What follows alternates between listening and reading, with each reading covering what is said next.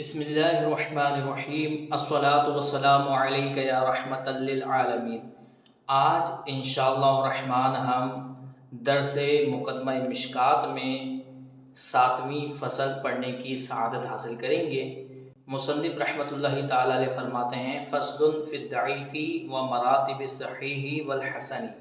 یہ فصل حدیث ضعیف کے بارے میں ہے اور حدیث صحیح اور حدیث حسن کے درجات اور ان کے مرتبوں کے بارے میں ہے۔ فرماتے ہیں الضعیف الحدیث الضعیف، حدیث ضعیف وہ حدیث ہوتی ہے هو الذی فقد فیہ الشرائط المعتبرۃ، جس کے اندر نہ پائی جائیں وہ شرائط کہ جن کا اعتبار کیا گیا ہے فی الصحۃ، حدیث صحیح میں، والحسنی اور حدیث حسن میں، کلن تمام کے تمام شرائط نہ پائی جائیں، او بعدن یا بعض شرائط نہ پائی جائیں، وَيُذَمُّ رَاوِيهِ بِشُذُوذٍ او نَكَارَةٍ او عِلَّةٍ، اور اس کے راوی کی مذمت کی گئی ہو حدیث شاذ روایت کرنے کی وجہ سے، یا حدیث منکر روایت کرنے کی وجہ سے، یا حدیث معلل روایت کرنے کی وجہ سے۔ اس سے پہلے فصل نمبر 3 کے اندر حدیث صحیح، حدیث حسن اور حدیث ضعیف کی تفصیلات گزر چکی ہیں۔ اس فصل میں مصنف رحمۃ اللہ تعالی علیہ ان تمام باتوں کو دہرانا نہیں چاہتے۔ پھر حدیث ضعیف کی تعریف کو یہاں پر ذکر کیوں کیا؟ حدیث ضعیف کی تعریف کو اس وجہ سے ذکر کیا تاکہ حدیث ضعیف کے مراتب کی طرف اشارہ کر دیا جائے، یعنی یہ بیان کیا جائے کہ حدیث ضعیف کے مختلف درجات ہوتے ہیں۔ جس طرح حدیث ضعیف کے مختلف درجات ہوتے ہیں، اسی طرح حدیث صحیح اور حدیث حسن کے بھی مختلف درجات ہوتے ہیں۔ اس وجہ سے حدیث ضعیف کی بحث کو مصنف رحمۃ اللہ تعالی علیہ دوبارہ لے کر آئے۔ تو حدیث ضعیف کی تعریف کا خلاصہ کیا ہوا؟ حدیث ضعیف وہ حدیث ہوتی ہے جس میں حدیث صحیح اور حدیث حسن کی یا تو تمام شرائط نہ پائی جائیں یا بعض شرائط نہ پائی جائیں۔ آگے جو عبارت لے کر آئے وَيُذَمُّ رَاوِيهِ بِشُذُوذٍ أَوْ نَكَارَةٍ أَوْ عِلَّةٍ، یہ ما قبل عبارت کی مزید وضاحت ہے، کیونکہ حدیث ضعیف کی مصنف نے یہ تعریف کر دی ہے کہ جس کے اندر حدیث صحیح یا حدیث حسن کی شرائط نہ پائی جائیں۔ تو حدیث صحیح کے اندر 5 شرطیں ہوتی ہیں، اس کا راوی عادل ہو، ضابط ہو، سند متصل ہو، وہ حدیث شاذ بھی نہ ہو اور حدیث معلل بھی نہ ہو۔ تو حدیث ضعیف میں اگر یہ تمام شرائط نہیں پائی جائیں گی تو وہ حدیث ظاہر سے بات ہے شاذ بھی ہوگی، وہ حدیث معلل بھی ہوگی۔ تو انہوں نے فرمایا کہ اس کے راوی کی مذمت کی گئی ہو حدیث شاذ روایت کرنے کی وجہ سے اور حدیث منکر روایت کرنے کی وجہ سے اور حدیث معلل روایت کرنے کی وجہ سے، تو جو راوی حدیث شاذ روایت کرے گا لازمی سی بات ہے اس کے اندر حدیث صحیح کی شرط نہیں پائی جائے گی۔ تو یہ بات تو مصنف پہلے ہی بیان کر چکے کہ حدیث ضعیف وہ ہوتی ہے جس کے اندر حدیث صحیح یا حدیث حسن کی تمام شرائط نہ پائی جائیں یا بعض نہ پائی جائیں۔ تو لہٰذا اگر کوئی راوی شاذ حدیث روایت کر رہا ہے تو اس کے اندر بھی ہم یہی کہیں گے کہ اس کے اندر حدیث صحیح کی شرط نہیں پائی گئی، لہٰذا یہ حدیث ضعیف ہے۔ لیکن اس کے باوجود مصنف رحمۃ اللہ تعالی علیہ اس عبارت کی، یعنی هو الذی فقد فیہ الشرائط المعتبرۃ فی الصحۃ والحسن کلا او بعدا، اس کی مزید وضاحت کرنے کے لیے وَيُذَمُّ رَاوِيهِ بِشُذُوذٍ أَوْ نَكَارَةٍ أَوْ عِلَّةٍ والی عبارت لے کر آئے۔ مصنف رحمۃ اللہ تعالی علیہ فرماتے ہیں وَبِهَذَا الْاعْتِبَارِ، اور اس اعتبار سے، کس اعتبار سے؟ یعنی حدیث صحیح اور حدیث حسن کی تمام شرائط یا بعض شرائط فوت ہونے کی وجہ سے، اس اعتبار سے حدیث ضعیف کی کئی اقسام بنتی ہیں۔ یتعدد اقسام الضعیف، ضعیف کی کئی اقسام بنتی ہیں۔ وَيَكْثُرُ إِفْرَادًا وَتَرْكِيبًا، اور وہ اقسام کثیر ہوتی ہیں ایک شرط نہ پائے جانے کی وجہ سے یا ایک سے زائد شرائط نہ پائے جانے کی وجہ سے۔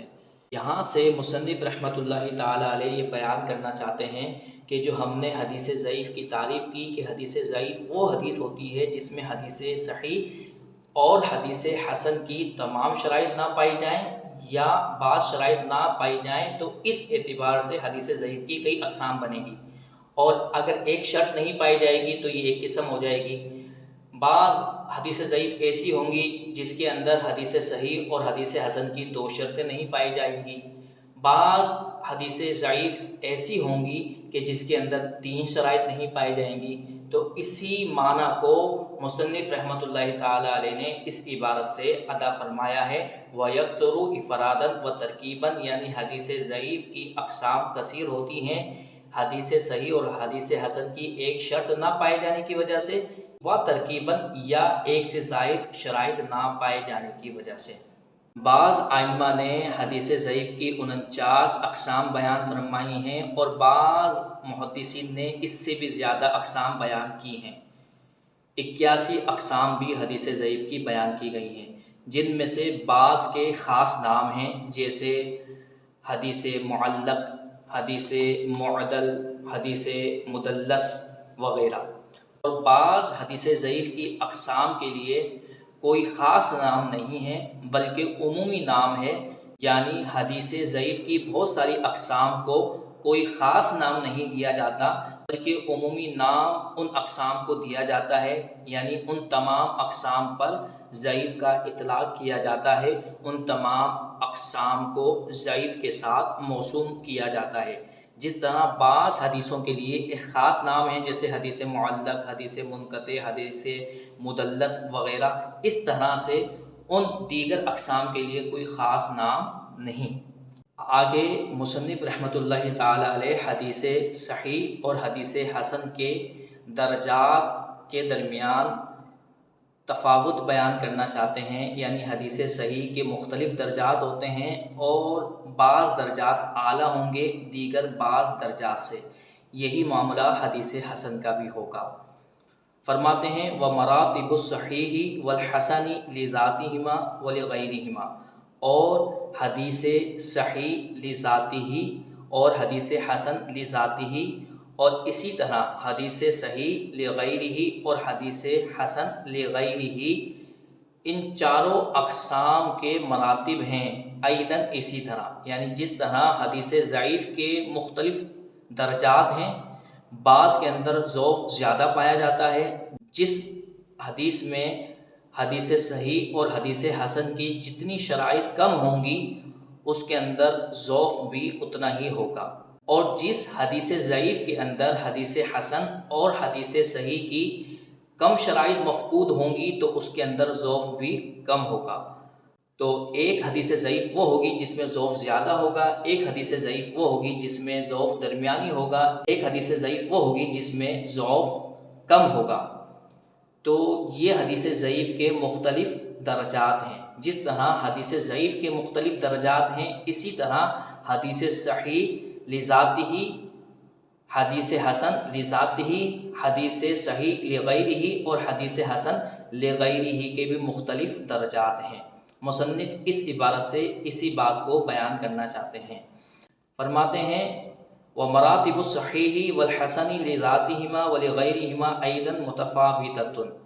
حدیث صحیح، حدیث حسن لذاتہ اور حدیث صحیح اور حدیث حسن لغیرہ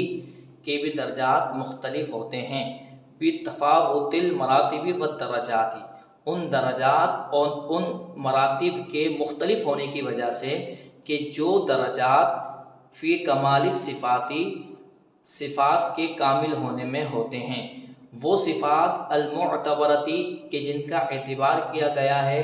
المأخوذتی جن کو لیا گیا ہے، جن کا لحاظ رکھا گیا ہے، فی مفہومیہما ان دونوں کی تعریفات میں، مع وجود الاشتراکی فی اصل الصحت والحسن، اصل صحت اور اصل حسن میں اشتراک کے باوجود، یعنی حدیث صحیح کے جو مختلف درجات ہوں گے اسی طرح حدیث حسن کے جو مختلف درجات ہوں گے، اصل صحت میں وہ تمام درجات برابر ہیں، اکول ہیں، یعنی ہر درجے کے اندر صحت پائی جاتی ہے۔ مثلا ایک حدیث صحیح اعلیٰ درجے کی ہے، اور ایک حدیث صحیح درمیانی درجے کی ہے، اور ایک حدیث صحیح کم درجے کی ہے۔ لیکن کم درجے سے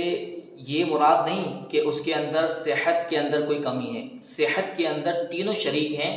لیکن وہ جو اعلیٰ صحت کے درجے پر تھی وہ اس وجہ سے تھی کہ اس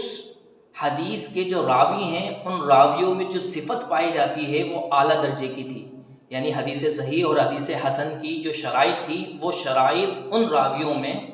اعلیٰ درجے کی تھی۔ تو جب وہ صفات اعلیٰ درجے کی تھیں تو انہی صفات کی وجہ سے حدیث مقبول بھی ہوتی ہے، اور ان صفات کے نہ پائے جانے کی وجہ سے حدیث مردود بھی ہوتی ہے، نامقبول بھی ہوتی ہے۔ تو جس سند کے اندر راویوں میں اعلیٰ درجے کی صفات پائی جائیں گی تو وہ حدیث صحیح ہونے کے ساتھ ساتھ صحیح کے اعلیٰ درجے پر فائز ہوگی، اور جس حدیث کی سند میں راویوں میں جو صفات پائی جا رہی ہیں وہ درمیانی درجے کی ہوگی تو وہ حدیث بھی اگرچہ صحیح ہوگی لیکن وہ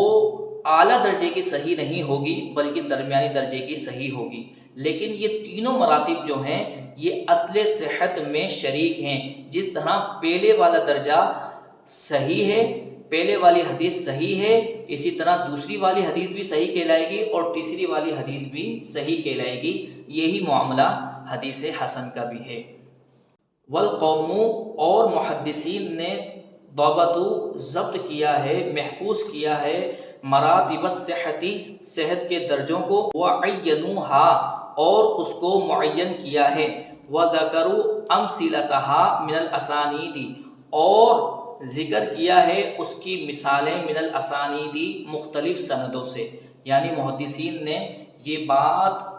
بیان کی ہے اور یہ محنت کر کے لوگوں کے سامنے رکھ دی ہے کہ اعلیٰ درجے کی صحیح حدیثیں کون کون سی ہیں۔ حدیث اعلیٰ درجے کی صحیح کب ہوگی؟ کہ جب اس کو روایت کرنے والے راویوں میں صفات اعلیٰ درجے کی پائی جائیں گی۔ تو وہ سندیں کہ جن کے راویوں میں اعلیٰ درجے کی صفات پائی جاتی ہیں، محدثین نے ان سندوں کی نشاندہی فرما دی۔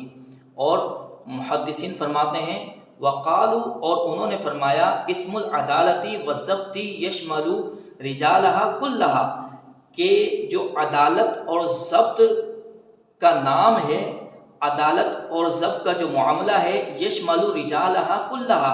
ان حدیث صحیح کے تمام راویوں کو شامل ہے۔ یعنی تمام راویوں کے اندر عدالت بھی پائی جاتی ہے اور ضبط بھی پایا جاتا ہے، لیکن بعض راویوں میں اعلیٰ درجے کا ضبط اور اعلیٰ درجے کی عدالت پائی جاتی ہے۔ تو جن راویوں میں اعلیٰ درجے کا ضبط اور اعلیٰ درجے کی عدالت پائی جا رہی ہے تو اس حدیث کا درجہ دیگر حدیثوں سے بلند ہوگا، اعلیٰ ہوگا۔ اسی کو فرماتے ہیں وَلَكِنْ بَعْدُهَا فَوْقَ بَعْدٍ، لیکن بعض حدیث صحیح دوسری بعض کے مقابلے میں اعلیٰ ہیں، اولیٰ ہیں، بلند ہیں۔ آگے مصنف رحمۃ اللہ تعالی علیہ یہ بات بیان کرنا چاہتے ہیں کہ مخصوص کسی سند کے اوپر کیا ہم یہ لفظ بول سکتے ہیں کہ یہ سند تمام سندوں کے مقابلے میں سب سے زیادہ صحیح ہے؟ اصح الاسانید کا اطلاق ایک خاص مخصوص سند پر ہو سکتا ہے کہ یہ سند تمام دیگر سندوں کے مقابلے میں اعلیٰ ہے، تو یہ اطلاق کیا جا سکتا ہے یا نہیں کیا جا سکتا؟ مصنف رحمۃ اللہ تعالی علیہ آنے والی عبارت میں اس کو بیان کرتے ہیں۔ فرماتے ہیں اصح الاسانید وَأَمَّا إِطْلَاقُ أَصَحِّ الْأَسَانِيدِ عَلَى سَنَدٍ مَخْصُوصٍ عَلَى الْإِطْلَاقِ فَفِيهِ اخْتِلَافٌ، فرماتے ہیں بہرحال کسی مخصوص سند پر اصح الاسانید کا لفظ بولا جانا علی الاطلاق مطلقاً، یعنی کسی قید کے ساتھ ہم مقید نہیں کر رہے، ہم یہ نہیں کہہ رہے کہ فلاں شہر کی سندوں میں سب سے زیادہ صحیح سند یہ ہے، اس طرح سے ہم اصح الاسانید کو مقید نہیں کر رہے، نہ ہم یہ کہہ رہے ہیں کہ اس مسئلے میں سب سے زیادہ زبردست سند، سب سے اعلیٰ سند اصح الاسانید فلاں سند ہے، اس طرح بھی ہم نہیں کہہ رہے، بلکہ ہم یہ کہہ رہے ہیں کہ تمام سندوں میں سب سے اعلیٰ، سب سے صحیح اصح الاسانید یہ مخصوص سند ہے۔ تو مطلقاً اصح الاسانید کا لفظ کسی ایک مخصوص سند پر بولنا، اس کے اندر محدثین کا اختلاف ہے، اور محدثین کے نزدیک راجح قول یہی ہے کہ اس طرح سے اطلاق کرنا مناسب نہیں، اس طرح کا اطلاق جائز نہیں، کیونکہ اس طرح کا اطلاق اسی وقت ممکن ہے کہ جب تمام کی تمام سندوں کو دیکھ لیا جائے، جب ہم یہ حکم لگا سکتے ہیں کہ یہ سند تمام پائی جانے والی سندوں کے مقابلے میں اعلیٰ ہے، اور یہ بات بہت زیادہ مشکل ہے۔ اس وجہ سے محدثین کسی مخصوص سند پر مطلقاً اصح الاسانید کا لفظ بولنا پسند نہیں کرتے۔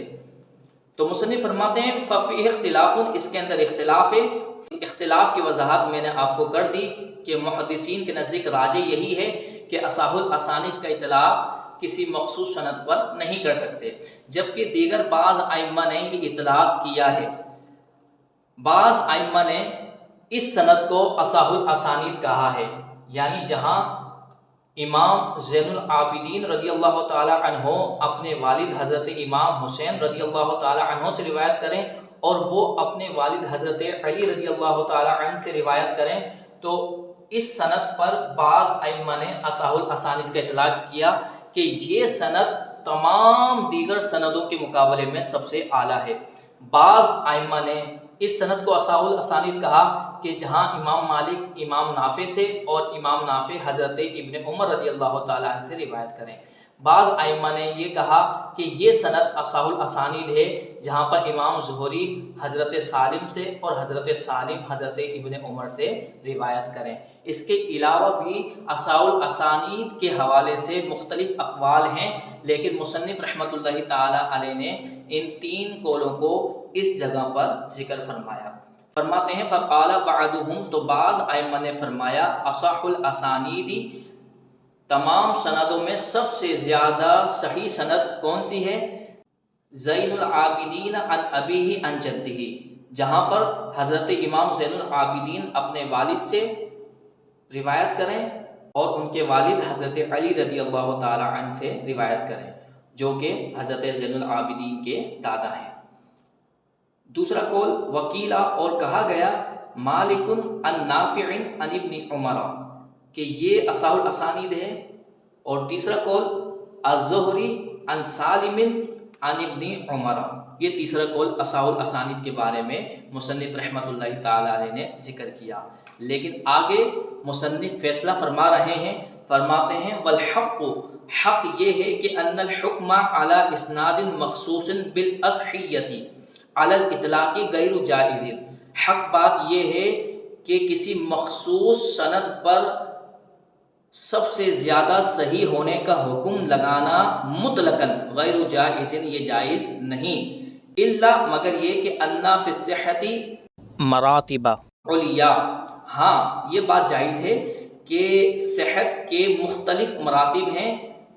بلند مراتب ہیں،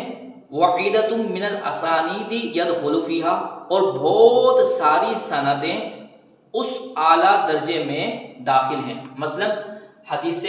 صحیح کے میں نے بتایا کہ حدیث صحیح کے مثلا مراتب ہیں، ایک ہے اعلیٰ درجہ، ایک ہے متوسط، اور ایک ہے بالکل ادنا درجہ۔ تو یہ تینوں درجے جو ہیں، اس کا یہ مقصد نہیں کہ اس کے اندر صحت کے اندر کمی ہے، صحت اعلیٰ درجے میں بھی پائی گئی ہے، اس میں بھی پائی گئی ہے اور اس میں بھی پائی گئی ہے، لیکن اعلیٰ درجے کے جو راوی ہیں ان کے اندر یہ صفات کامل درجے کی پائی جا رہی تھی، اس وجہ سے صحت کے اندر اس والے درجے کا مقام بڑھ گیا۔ تو مصنف فرماتے ہیں کہ اصح الاسانید کا اطلاق آپ نہ کریں، آپ یہ کہیں کہ صحت کے مختلف درجات ہیں، یعنی ایک درجہ بہت بلند ہے، تو جس سند کے اوپر اصح الاسانید کا اطلاق کیا گیا ہے وہ تمام کی تمام سندیں اس اعلیٰ درجے کے اندر داخل ہیں۔ مصنف یہ فرمانا چاہتے ہیں۔ فرماتے ہیں الا مگر یہ بات جائز ہے کہ انا فی الصحتی صحت میں مراتب علیہ بلند درجے ہیں، وعیدۃ من الاسانید اور بہت ساری سندیں یدخل فیہا ان بلند درجوں میں ان بلند مرتبوں میں داخل ہیں۔ آگے مصنف رحمۃ اللہ تعالی علیہ جواز کی صورت بیان کر رہے ہیں کہ اگر ہم کسی سند پر اصح الاسانید کا لفظ بولیں تو کب اصح الاسانید کا لفظ بولنا جائز ہے، مقید کر کے بولنا جائز ہے۔ مثلا کسی مسئلے کے اندر یہ 3 سندیں آئیں، ایک مثال کے طور پر سمجھ لیں، یہ 3 سندیں آئیں کسی مسئلے کے اندر، کوئی مخصوص مسئلہ ہے، اس مسئلے کے اندر 3 سندیں آئیں یا 3 سے زیادہ آئیں، تو اب اگر اس مسئلے کے اندر ہم یہ کہیں کہ یہ والی سند اصح الاسانید ہے، یعنی اس سند کے اندر جو باتیں بیان کی گئی ہیں وہ اعلیٰ ہیں اور اس کے اندر جو راوی ہیں وہ اعلیٰ ہیں دیگر کے مقابلے میں، تو مخصوص مسئلے کی طرف نسبت کرتے ہوئے کسی ایک مخصوص سند کے اوپر اصح الاسانید کا لفظ بولنا جائز ہے۔ اسی طرح کسی صحابی سے مخصوص سندیں آئیں تو ان مخصوص سندوں میں سے کسی ایک سند پر اصح الاسانید کا اطلاق کرنا جائز ہے، لیکن مقید کر کے، مثلا حضرت ابو ہریرہ رضی اللہ تعالی عنہ سے جو سند آئی ہے، مثلا یہ والی زید بکر سے روایت کرتے ہیں، بکر طفیل سے روایت کرتے ہیں اور طفیل حضرت ابو ہریرہ سے روایت کرتے ہیں۔ اسی طرح خالد حامد سے اور حامد شاکر سے اور شاکر حضرت ابو ہریرہ سے روایت کرتے ہیں، جاوید سلیم سے اور سلیم عبداللہ سے روایت کرتے ہیں اور عبداللہ حضرت ابو ہریرہ سے روایت کرتے ہیں۔ تو اگر کسی صحابی سے مخصوص سندیں آئی ہیں، ان مخصوص سندوں میں سے کسی ایک سند کے اوپر اصح الاسانید کا اطلاق ہم کر سکتے ہیں، یہ جواز کی صورت ہے۔ مصنف فرماتے ہیں وَلَوْ قُيِّدَ اور اگر قید کر دیا جائے بِقَيْدٍ کسی قید کے ساتھ، بِأَنْ يُقَالَ اس طرح کہ یوں کہا جائے اصح اسانید البلد الفلانی کہ فلاں شہر کی سندوں میں سب سے صحیح سند فلاں سند ہے، تو یہ بات بھی جائز ہے۔ یا یوں کہا جائے کہ اصح اسانید فی الباب الفلانی او فی المسئلۃ الفلانیتی کہ فلاں مسئلے میں یا فلاں موضوع کے بارے میں دیگر سندوں کے مقابلے میں فلاں سند اصح الاسانید ہے، تو یہ کہنا جائز ہوگا، یصح قید لگا کر کہنا جائز ہوگا۔ مطلقاً کسی ایک سند کے اوپر اصح الاسانید کا اطلاق کرنا مصنف رحمۃ اللہ تعالی علیہ فرماتے ہیں یہ جائز نہیں، محدثین کے راجح اور پسندیدہ قول کے مطابق۔ اللہ تبارک و تعالیٰ کی بارگاہ میں دعا ہے کہ اللہ تبارک و تعالیٰ سہل انداز میں، آسان الفاظ میں علم دین پہنچانے کی توفیق عطا فرمائے۔ وما علینا الا البلاغ المبین۔